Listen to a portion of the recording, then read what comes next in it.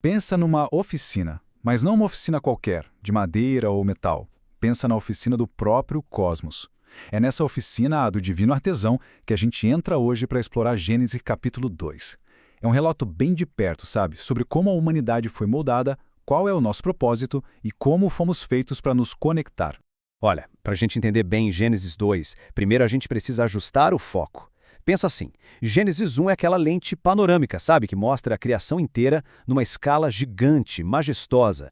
Já o capítulo 2, ele dá um zoom, ele nos aproxima, foca nos detalhes, na criação da humanidade e no seu ambiente. Essa analogia do mapa que a gente vê aqui é perfeita, né?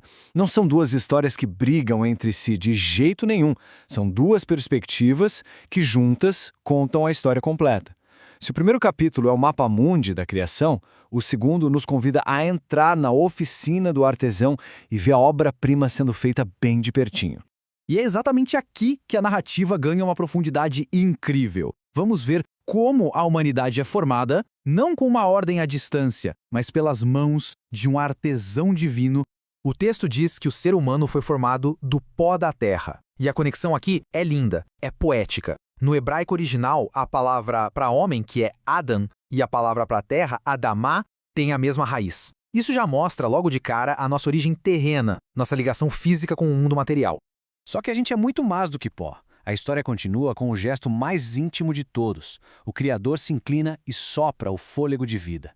Isso não é um ato distante, não. É a infusão de uma essência espiritual, aquela faísca que nos torna almas vivas e que estabelece nossa conexão direta com o divino. E aqui está o ponto central, a grande sacada. Desde o início, somos apresentados com essa dualidade. Somos pó e somos sopro. Somos seres da terra, mas carregamos uma centelha divina. É nessa união que mora o fundamento da nossa dignidade, do nosso valor. Agora, vamos para o cenário dessa história, o Jardim do Éden. É muito fácil imaginar um lugar de descanso, de ócio, né? Mas o texto nos mostra uma coisa bem diferente. O Éden é um lugar projetado com um propósito claro, com responsabilidade. A missão humana fica clara desde o comecinho: cultivar e guardar. Isso revela algo fundamental. O trabalho com propósito não é uma maldição, mas parte do nosso projeto original. A gente não foi criado para ser espectador, mas para ser parceiro ativo no cuidado e no desenvolvimento da criação. Bem no centro do jardim, a gente encontra duas árvores cheias de simbolismo. A árvore da vida, que representa essa comunhão constante com Deus. Já a proibição sobre a árvore do conhecimento não era para negar a sabedoria, mas para estabelecer a realidade da escolha. Para um relacionamento de confiança ser de verdade, a liberdade de escolher outro caminho precisava existir. Até esse momento da criação, a avaliação divina era sempre bom. Mas aí, pela primeira vez, a gente ouve algo diferente. A narrativa introduz o primeiro não bom da história, falando sobre como a existência humana sozinha ainda não estava completa. Essa declaração é um marco.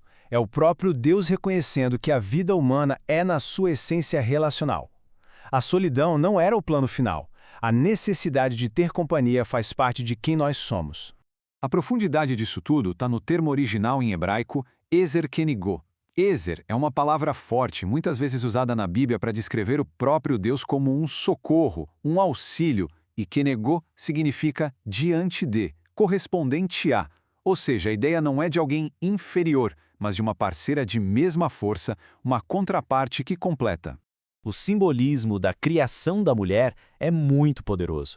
Ela não é feita da cabeça para dominar, nem dos pés para ser pisada, mas do lado, um símbolo de igualdade. A imagem poética é de alguém que caminha ao lado como parceira, numa união de intimidade e propósito. E a resposta do homem é a primeira poesia da Bíblia, uma explosão de alegria, de reconhecimento. Ele olha para ela e não vê uma criatura diferente, mas uma parte essencial de si mesmo. É o primeiro elo de parentesco, de conexão profunda.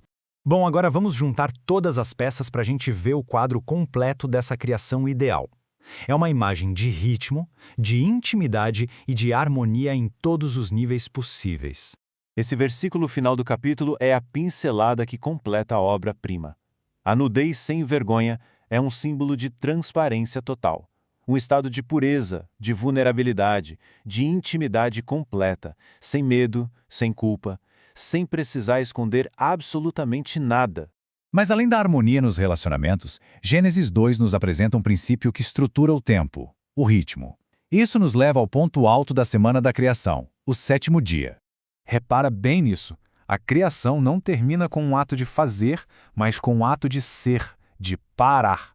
Deus não só para de trabalhar, Ele abençoa e santifica o sétimo dia. Ele o separa como um tempo sagrado. O sábado, então, é muito mais que uma folga. É um princípio divino que estabelece um ritmo para a vida, nos lembrando que o nosso valor não está só no que a gente produz. E, teologicamente, ele funciona como o primeiro sinal de uma aliança, um convite eterno para entrar no descanso e na comunhão com o Criador. Resumindo, a oficina de Gênesis 2 nos presenteia com 4 pilares fundamentais. A nossa dignidade, que vem do sopro divino, o nosso propósito, que é cuidar da criação, nossos relacionamentos, que são essenciais para uma vida plena, e a nossa aliança com Deus, marcada por esse ritmo sagrado do descanso. E tudo isso nos leva a uma reflexão final para a gente levar para a vida. Se a nossa história de origem é essa, uma história de artesanato íntimo, de propósito divino e de conexão profunda, como isso muda o jeito que a gente enxerga o nosso próprio valor e o valor de cada pessoa que a gente encontra? A resposta para essa pergunta tem o poder de mudar tudo.